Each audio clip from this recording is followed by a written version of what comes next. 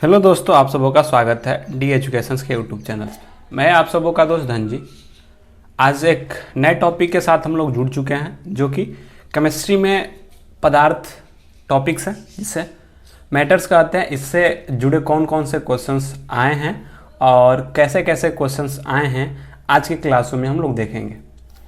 तो आज के वीडियो में हम लोग ये समझने का प्रयास करेंगे कि 2016 से लेके 2016 से 2020 तक में कौन कौन से क्वेश्चंस जो थे पदार्थ टॉपिक्स जो है, यानी जो मैटर्स टॉपिक है, इससे बने हैं।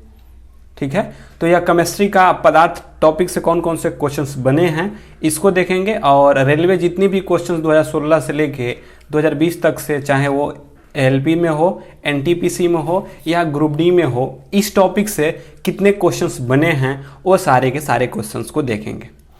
और यह सेशन आपके एमसीक्यू सेशंस के रूप में होगा और हम लोग क्लास क्वेश्चंस के साथ साथ उस क्वेश्चंस को समझते भी चलेंगे कि कैसे कैसे क्वेश्चंस बने हैं और इससे क्या आगे क्वेश्चंस बन सकते हैं। तो चलिए स्टार्ट करते हैं। आज का पहला क्वेश्चंस देखते हैं कि इस टॉपिक्स का पहला क्वेश्चंस क्या है और कैसे क्वेश्चंस है। देखिए, यह ग्रुप डी 2018 में पूछा गया क्वेश्चंस है। आपसे पूछा है कि किसके अणुओं के बीच का आकर्षण बल अधिकतम होता है। आपको बताना है कि किसके अणुओं के बीच का आकर्षण बल अधिकतम होता है, बताइए। ठीक है, तो देखिए, अणुओं के बीच आकर्षण बल बोल रहा है कि अधिकतम है, तो दो बातें हमेशा याद रखना है। एक होता है अंतर आणविक स्थान, अंतर अणुक स्थान, जिसे अंतराणविक स्थान भी कहा जाता है। ठीक है, और एक अंतर आणविक बल, अंतर जो आणविक बल होता है। ये दो बातें, आणविक जो बल होता है, आणविक जो बल होता है, ये दो बातें आपको हमेशा समझना होता है कि अंतर अणु का स्थान और अंतर आणविक बल क्या है।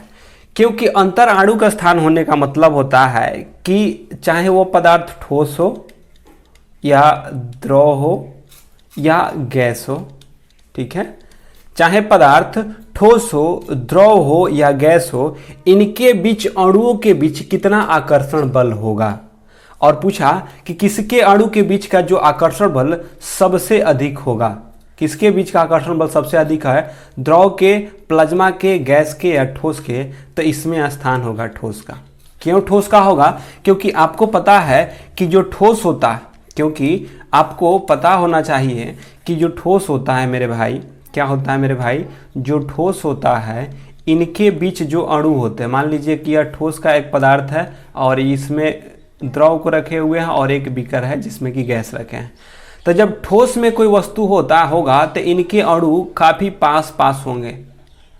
इनके बीच का जो अणु होगा काफ़ी पास पास होता है और पास पास होने के कारण जो इनमें अंतर आणविक आकर्षण बल होता है सबसे अधिक होता है।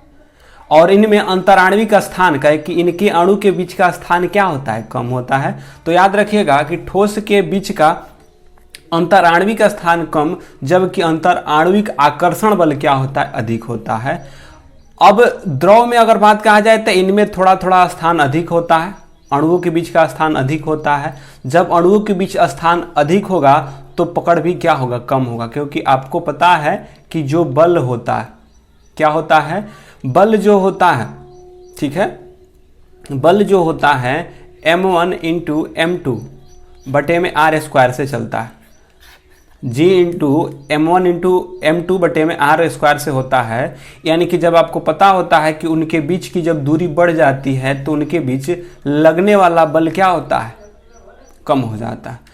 जब दो द्रव्यमान है, मान लीजिए कि यह द्रव्यमान m1 की कोई वस्तु है और यह क्या है, m2 है। मान लीजिए कि यह ठोस थे और इनके बीच की दूरी को अगर बढ़ा देंगे, जब दूरी बढ़ा देंगे तो इनके बीच का बल क्या हो जाएगा, कम लगेगा। और इनके बीच की दूरी को घटा देंगे तो बल अधिक लगेगा। तो वही आधार है कि जिन पदार्थों के अणुओं के बीच का जो अंतराणविक स्थान अधिक होगा उनमें बल क्या होंगे, कम लगेंगे, और जिनमें अंतराणविक स्थान कम होगा बल उसमें अधिक लगेंगे।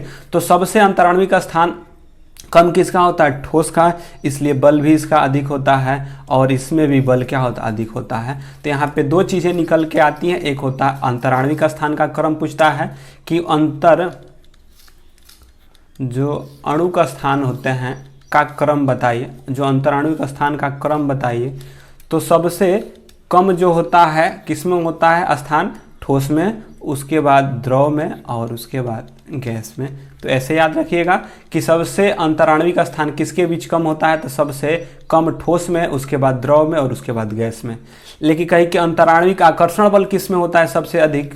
तो सबसे आकर्षण बल अधिक ठोस में, द्रव में और उसके बाद गैस में होता है। तो सबसे कम जो अणुओं का पकड़ किसके पास होता है? गैस के पास होता है। और सबसे अच्छा पकड़ जो होता है ठोस के पास होता है। और यही क्वेश्चन आपसे बना था कि किसी के अणु के बीच का आकर्षण बल अधिकतम होता है तो ठोस के बीच का। अगला, पदार्थ के संबंध में निम्न से कौन सा कथन सही नहीं? आपको बताना है कि जो पदार्थ होता है, पदार्थ के विषय में, पदार्थ के संदर्भ में कौन सा कथन सत्य नहीं है। पदार्थ के कणों के बीच का आकर्षण बल नहीं होता है। क्या पदार्थ के कणों के बीच, जो पदार्थ होते हैं ठोस, द्रव, गैस, इनके बीच का कोई आकर्षण बल नहीं होता है? पहला बात। दूसरा बोल रहा है कि पदार्थ के कण द्रव और वायु के सतत स्थानांतरित होते रहते हैं। मतलब कि पदार्थ के कण द्रव और वायु में सतत स्थानांतरित होते रहते हैं। पदार्थ कणों से बना है और पदार्थ के कणों के बीच का अंतर होता है, मतलब पदार्थ में कणों के बीच अंतर होता है। आपको बताना है कि सही कथन कौन सा नहीं है। तो बताइए कि सही कथन कौन सा नहीं है। चलिए, तो देखिए आपसे पूछा है कि क्या पदार्थ के कणों के बीच आकर्षण बल नहीं होता है? अभी हमने पढ़ा, देखे हैं कि ठोस के बीच जो आकर्षण बल सबसे अधिक हो रहा था, उसके बाद द्रव में, उसके बाद गैस में। और यह पहला ही टॉपिक्स बोल रहा है, पहला ही ऑप्शन बोल रहा है कि पदार्थ के कणों के बीच आकर्षण बल नहीं होता है।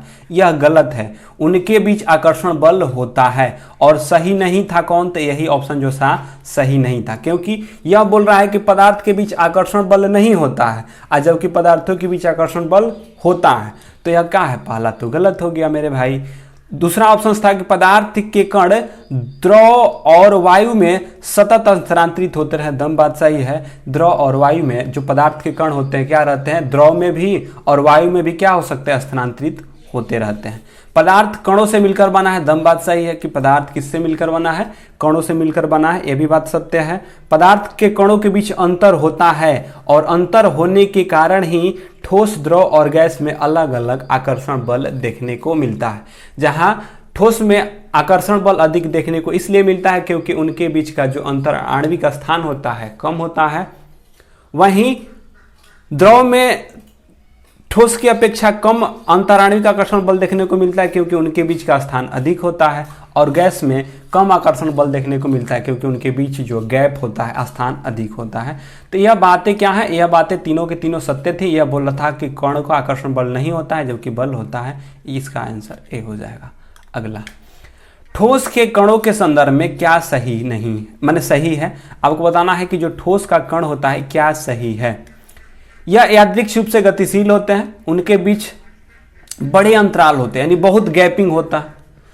वह व्यवस्थित तरीका से विन्यासित होते हैं, उनमें न्यूनतम आकर्षण बल होता है। आपको बताना है क्या सही है। यानी कि तीन ऑप्शंस ऐसे होंगे जो कि गलत होंगे और एक बात जो होंगी गलत सही है। तो आपके सही कथन चुनने हैं।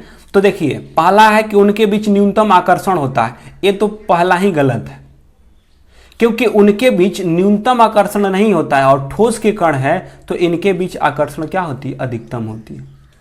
यह गलत है। ठीक है। यह व्यवस्थित तरीका से विन्यासित होते। पहले आपको जब भी आप क्वेश्चन बनाइए तो जो आपको सही जो आपको डायरेक्टली लग रहा है निगलेक्ट करने लायक, उसको पहले काटते जाइए। पहले डी ऑप्शंस काटे, फिर कह रहा है कि उनके बीच बड़े अंतराल होते हैं। इनके बीच बड़े अंतराल नहीं होते, इनके बीच कम अंतराल होते हैं। क्योंकि ठोस के बीच आकर्षण बल, ठोस के कणों का आकर्षण बल अधिक होता है। क्यों होता है? क्योंकि उनके बीच का जो अंतराल होता है बहुत ही कम होता है। और यह बोला कि उनके बीच बड़े अंतराल होते हैं। ये दोनों के दोनों कथन गलत है। अब आप ए और सी में फंस सकते हैं। तो यह यादृच्छिक रूप से गतिशील होता है और यह व्यवस्थित तरीका से विन्यासित होता है। आपको बताना है कि कौन सा कथन जो है इसमें सही है। क्या यह यादृच्छिक रूप से गतिशील होते हैं या यह व्यवस्थित तरीके से विन्यासित होते हैं? क्या सही है? तो इनके कण बोल रहा है कि यादृच्छिक रूप से गतिशील हैं, ये भी गलत है, क्योंकि ठोस के कण होंगे जेने मन ओने नहीं चला जाएगा। यह क्या होगा, एक सही रूप से रहता है, वह ऐसा नहीं कि गैस के तरह जिधर मन है उधर क्या हो जाएगा, चला जाएगा। तो यादृच्छिक रूप से गतिशील होता है, ये भी बात गलत बोल रहा है, क्योंकि यादृच्छिक रूप से गतिशील नहीं होता है। ठोस का कण है, ठोस का कण यादृच्छिक जिन्हें मन करेगा उधर नहीं आएगा, क्योंकि सभी कण क्या होते हैं, एक दूसरे को बांध के एक दूसरे पर बल लगाए रखे रहते हैं, तो वह यादृच्छिक रूप से गमन करने की कोई बात ही नहीं होती है। तो ए, बी और डी ऑप्शन गलत हो गया। हाँ, वह व्यवस्थित तरीके से विन्यासित होता है, क्योंकि वह व्यवस्थित तरीके से विन्यासित होने के कारण ही वह क्या होता है, अच्छे तरह से विन्यासित होने के कारण ही उसका आकार क्या हो जाता है, निश्चित हो जाता है।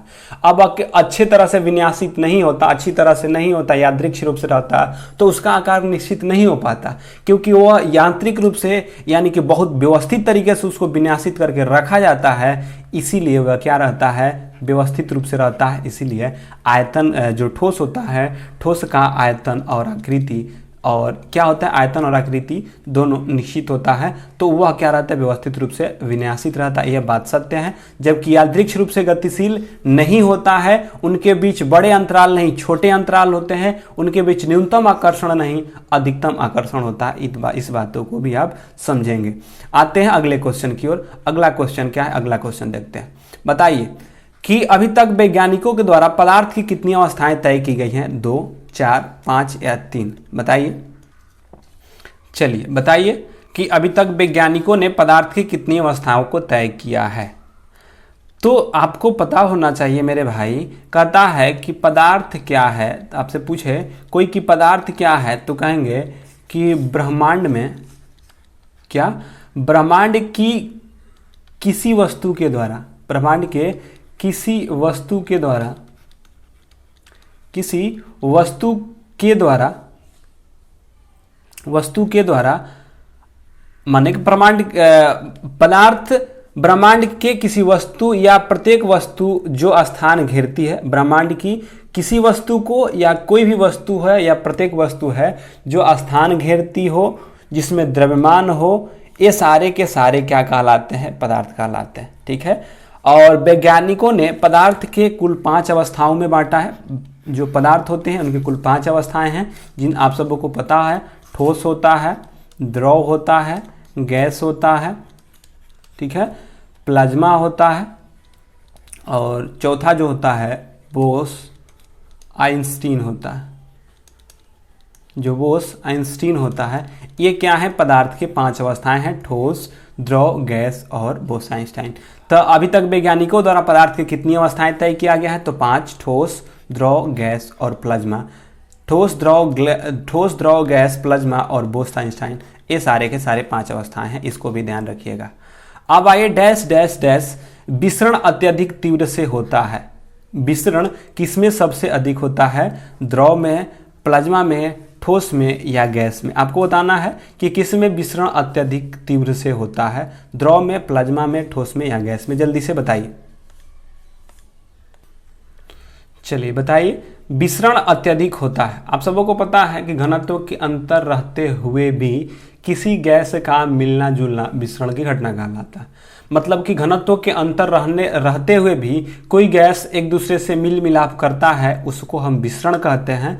और क्योंकि आपको पता है कि द्रव, प्लाज्मा, ठोस और गैस, ये पदार्थ की 4 अवस्थाएं यहाँ पे दिखाई दे रही है, जबकि 5 अवस्था होती है, एक बोस-आइंस्टाइन इसमें नहीं है।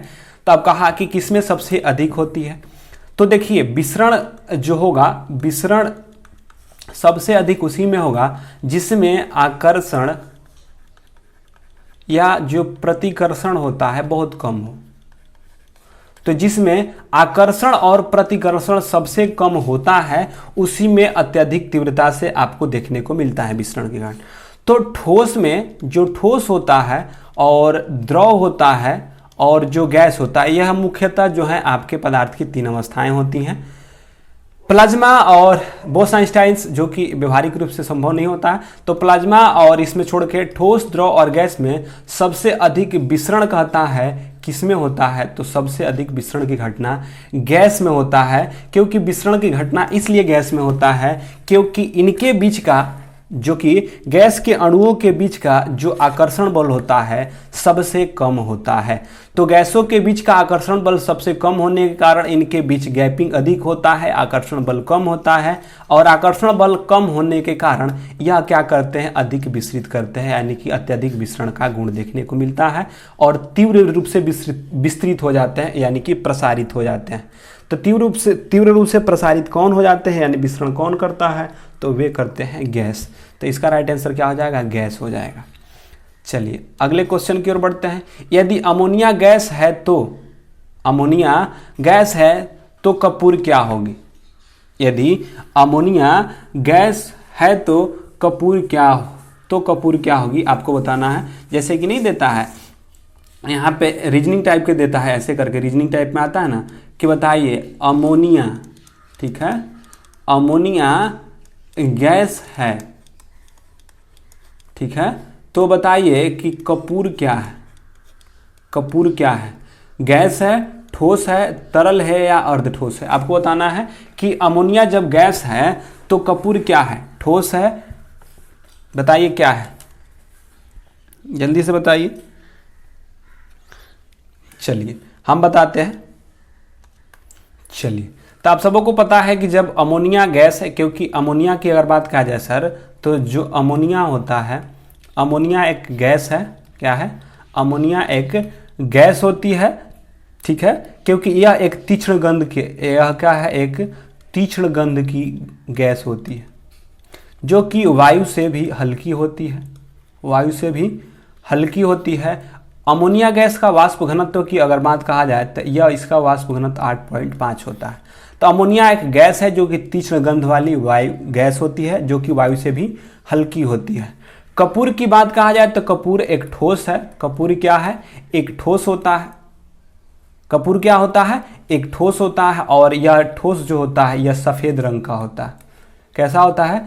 सफेद रंग का एक ठोस मोम की तरह पदार्थ का एक गैस। तो कपूर क्या है? एक ठोस है, तो ठोस होगा।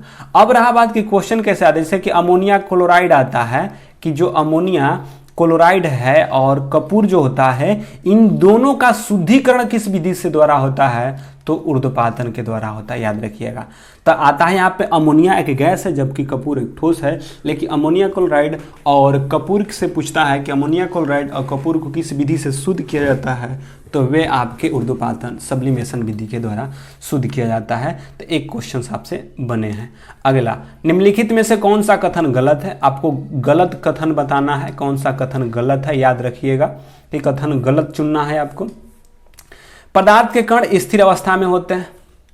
क्या? जो पदार्थ के कण होते हैं, पदार्थ कहने का मतलब कि कोई भी पदार्थ हो सकता है, ठोस, द्रव या गैस, कुछ भी हो सकते हैं। तो यहाँ पे पदार्थ का कण स्थिर अवस्था में होता है।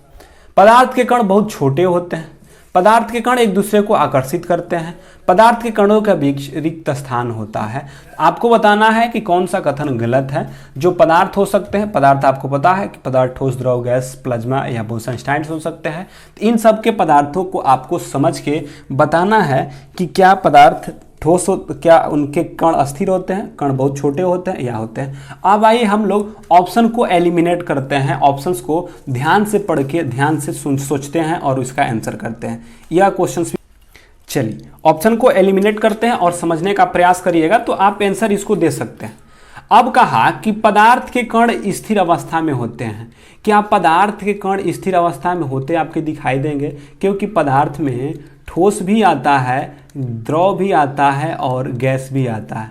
तो ठोस, द्रव और गैस, प्लाज्मा, बोसन-स्टाइन आते हैं। तो जहां देखते हैं कि गैस के कण जो होते हैं स्थिर नहीं रहते हैं, यादृच्छिक रूप से क्या होते रहते हैं, घूमते रहते हैं। सबसे अधिक जो गैस के अणु होते हैं यादृच्छिक रूप से स्थिर नहीं होते, अस्थिर रहते हैं, कहीं भी विचलित होकर कहीं भी घूम सकते हैं।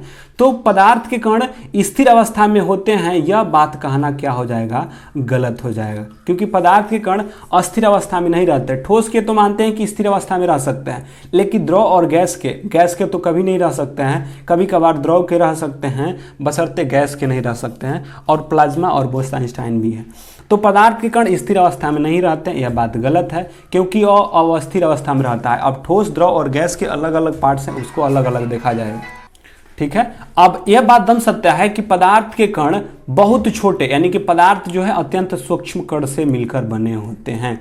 ये भी बात सत्य है कि पदार्थ अत्यंत सूक्ष्म कणों से मिलकर बने हैं। पदार्थ के कण एक दूसरे को आकर्षित करते हैं, तभी तो ठोस के बीच आकर्षण बल अधिक होता है, द्रव में उससे कम, गैस में सबसे कम, ऐसे करके आता है। तो पदार्थ एक दूसरे को आकर्षित करते, ये भी बात सत्य है। और पदार्थों के कण के बीच का रिक्त स्थान होता है, इसी के कारण से, रिक्त स्थान होने के कारण से ही किसी में सबसे अधिक होता है और किसी में कम होता है। तो जिसमें सबसे अधिक आकर्षण बल स्थान होता है वे कम आकर्षण बल लाता है, जिसमें कम होता है वे अधिक लाता है। तो यह तीनों के बाद तीनों सत्य हैं। तो याद रखिएगा, पदार्थ का कण बहुत छोटे होते हैं, पदार्थ अत्यंत सूक्ष्म कण से मिलकर बने हैं, सत्य बात है। पदार्थ के कण एक दूसरे को आकर्षित करते हैं, दम बात सत्य है, और ये बात सत्य है। तो ये बातें आपको याद रखने लायक है। और एक बात और, 2-3 बात और पॉइंट नोट कर सकते हैं कि जो पदार्थ के कण होते हैं निरंतर गतिशील रहते हैं। याद रखिएगा कि पदार्थ का कण जो है, जो पदार्थ का कण होता है निरंतर गतिशील रहता है। और यहाँ पे स्थिर अवस्था में बोल रहा है तो ऐसा बात नहीं है, निरंतर गतिशील रहते हैं। इस बातों को ध्यान में रखिएगा कि जो पदार्थ के कण होते हैं निरंतर गतिशील अवस्था में रहते हैं, याद रखिएगा, ठीक है। और पदार्थ के कण एक दूसरे को आकर्षित करते हैं, ये बात सत्य है। और एक और बात याद रख सकते हैं जो F में है, पदार्थ के कण में गतिज ऊर्जा होती है। क्या? पदार्थ के जो कण होता है, पदार्थ के कण में गतिज ऊर्जा होती है, गतिज ऊर्जा होती है। और तापमान बढ़ाने पर कणों में गति तेज होता है। मतलब कि जो पदार्थ के कण होते हैं उसमें गतिज ऊर्जा होती है, और जस हम तापमान को बढ़ाएंगे, तापमान बढ़ाने पर पदार्थ की गतिज ऊर्जा को बढ़ाया जा सकता है। माने पदार्थ को जब आप गर्म करिएगा तो जो पदार्थ के कण होंगे वे क्या होंगे, और गतिशील हो जाएंगे। इस बातों को भी ध्यान में रखिएगा, क्योंकि पदार्थ के कण गतिशील होते हैं और उसको तापमान दे दीजिएगा तो ये क्या हो जाएंगे, गतिशील हो जाएंगे। अब आते हैं अगले क्वेश्चन की ओर। बताना है कि एक शुद्ध पदार्थ कौन है। क्या चीनी का घोल, दूध, मीथेन या वायु। आपको बताना है कि शुद्ध पदार्थ कौन सा है। चीनी का घोल है, दूध है, मीथेन है या वायु है। तो जल्दी से बताइए शुद्ध पदार्थ किस है। चलिए, इसको आंसर देने से पहले एक हम आपको चीज समझा देते हैं जो कि आपके आगे चल के काम में आएगा, जिससे कि आप ध्यान में रखेंगे हमेशा इस बातों को। देखिए, अगर कहा जाए ना तो पदार्थ को, क्या, जो पदार्थ होता है, पदार्थ को हम 2 भागों में बांटते हैं, ठीक है। पदार्थ को हम कितने भागों में बांटते हैं, तो पदार्थ को हम 2 भागों में बांटते हैं।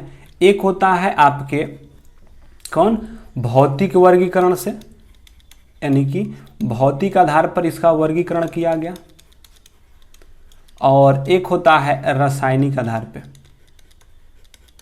क्या होता है, रासायनिक आधार पे। पदार्थ के भौतिक अवस्था के आधार पे और पदार्थ के रासायनिक आधार पे। पदार्थ के भौतिक अवस्था के आधार पर भौतिक, यानी कि पदार्थ को भौतिक वर्गीकरण के आधार पर पदार्थ को 3 भागों में मिलकर बांटा जाता है मुख्यतः, जिसे आप ठोस, द्रव और गैस कहते हैं। यह क्या है, पदार्थ का मुख्यतः 3 अवस्थाएं, ऐसे पदार्थ की 5 अवस्थाएं हैं, जैसे कि मुख्यतः 3 अवस्था है। यह क्या है, इसके भौतिक आधार है। और रासायनिक तौर पर इसे 2 भागों में बांटा जाता है, ठीक है। एक होता है शुद्ध पदार्थ में, ठीक है, एक होता है आपके शुद्ध पदार्थ, ठीक है, और दूसरा होता है मिश्रण, ठीक है। क्या होता है, मिश्रण होता है। तो ध्यान रखिएगा कि रासायनिक आधार पर पदार्थ को 2 भागों में बांटा जाता है। एक होता है शुद्ध पदार्थ और दूसरा होता है मिश्रण, ठीक है। अब क्या किया गया कि शुद्ध पदार्थ को फिर आप 2 भागों में बांटते हैं। शुद्ध पदार्थ को फिर आप क्या करते हैं, 2 भागों में बांटते हैं। इस शुद्ध पदार्थ को कितने भागों में बांटेंगे, 2 भागों में। एक तो आपके हो जाते हैं तत्व और दूसरे हो जाते हैं यौगिक। तो याद रखिएगा कि जब भी आपके कोई तत्व दिखाई दे या यौगिक दिखाई दे, ये सारे के सारे क्या हो जाएंगे, शुद्ध पदार्थ हो जाएंगे। तो ध्यान रखिएगा कि शुद्ध पदार्थ उसको कहेंगे या तो वह तत्व के रूप में दिखाई दे या यौगिक के रूप में दिखाई दे। और मिश्रण को फिर 2 भागों में बांट दिया जाता है। अब रहा बात कि एक होता है समांग मिश्रण और दूसरा होता है विषमांग मिश्रण। तो मेरे भाई तुमको क्वेश्चंस क्या बना है, तो मेरा क्वेश्चंस आपसे यही बना था कि शुद्ध पदार्थ निम्न में से छांटना है। तो उसमें से आप देखिएगा कि कौन कौन से तत्व हैं या कौन से मिश्रण हैं। तो जो तत्व या यौगिक दिखाई देंगे वे तो हो जाएंगे आपके शुद्ध पदार्थ, और जो आपके मिश्रण दिखाई देंगे वे अशुद्ध पदार्थ हो जाते हैं, यानी कि मिश्रण हो जाते हैं। अब फिर क्या किया गया कि तत्वों को फिर 3 भागों में बांटा गया। पहला होता है तत्वों को फिर कितने भागों में बांटा गया, 3 भागों में बांट दिया जाता है। पहला होता है धातु, अधातु और उपधातु, ठीक है, यानी कि मेटल, नॉन मेटल और मेटलॉइड्स। तो ये सारे के सारे आपके हैं जो कि तत्वों के हैं।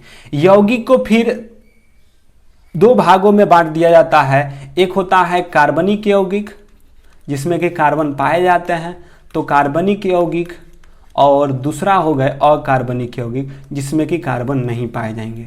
अकार्बनिक यौगिक, जैसे कार्बनिक यौगिक में CO2 क्या है, एक कार्बनिक क्योंकि कार्बन इसमें मौजूद है।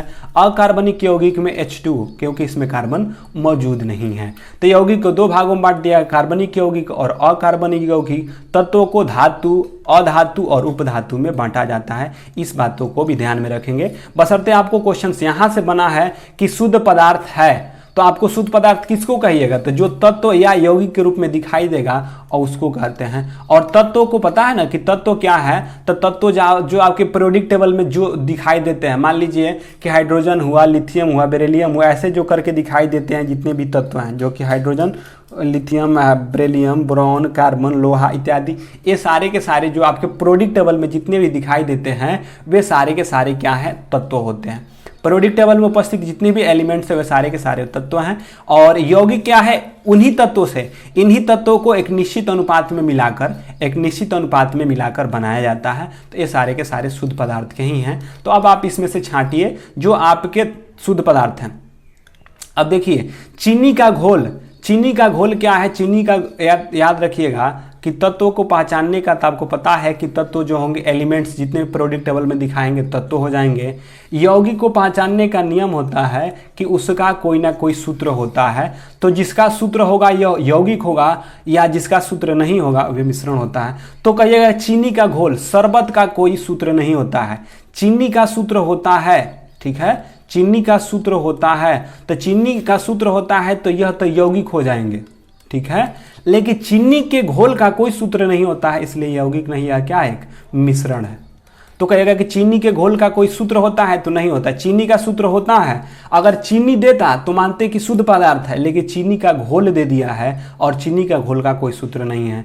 दूध दे दिया है तो दूध का भी कोई सूत्र नहीं होता है। तो चीनी, दूध, यह क्या है, मिश्रण है। और वायु भी क्या है, एक मिश्रण है, क्योंकि वायु का भी कोई सूत्र नहीं होता है। चीनी, दूध और वायु ये सारे के सारे क्या हो गए आपके मिश्रण हो गए। जबकि मीथेन का आपको पता है कि CH4 सूत्र होता है, और CH4 जब सूत्र होता है तो यह एक क्या है, यौगिक है। और जो यौगिक होता है, जो तत्व होता है, वे होते हैं शुद्ध पदार्थ। जो तत्व हों या यौगिक होंगे, जिनमें तत्व पाए जाएंगे या यौगिक पाए जाएंगे, वे आपके शुद्ध पदार्थ होते हैं। और आपसे शुद्ध पदार्थ ही पूछा था तो कहेंगे कि मीथेन एक शुद्ध पदार्थ है। ऐसे क्वेश्चंस आपसे बन सकते हैं। यह है आपका, बताइए इसका, यह है आपका लास्ट क्वेश्चन। यह क्या हो सकता है, आपका लास्ट क्वेश्चन हो, तो यह क्या है, आपका लास्ट क्वेश्चन है। बताइए कि कौन सा कथन सत्य है, यानी कौन सा कथन सत्य है। आपको सत्य कथन बताना है कि दृढ़ता पदार्थ के आकार के अनुसार कणों के स्थान पे होता, कह रहा है कि कौन सा विधान, यानी कि जो कथन है सत्य है। जो दृढ़ता पदार्थ का अनुसार कणों का स्थान के आधार पर आकार बदलता है, उदाहरण के लिए ठोस पदार्थ, ठीक है, निश्चित आकार का होता है, जबकि तरल पदार्थ का पात्र के आकार प्राप्त करता है। और देखा जाए तो गैस का कोई आकार नहीं होते। क्या यह कथन सत्य है। दूसरा, जो संपीड़ित या पदार्थ का वह गुण है जिसके कारण उच्च दबाव पर उनका आयतन कम हो जाता है और गैसों का यह गुण पाया जाता है। तो बताइए क्या ये कथन और बी कथन सत्य है, या दोनों सत्य है, या एक कथन सत्य है। तो आप लोग एक बार इसको बनाइए, बनाने का प्रयास करिए, ठीक है।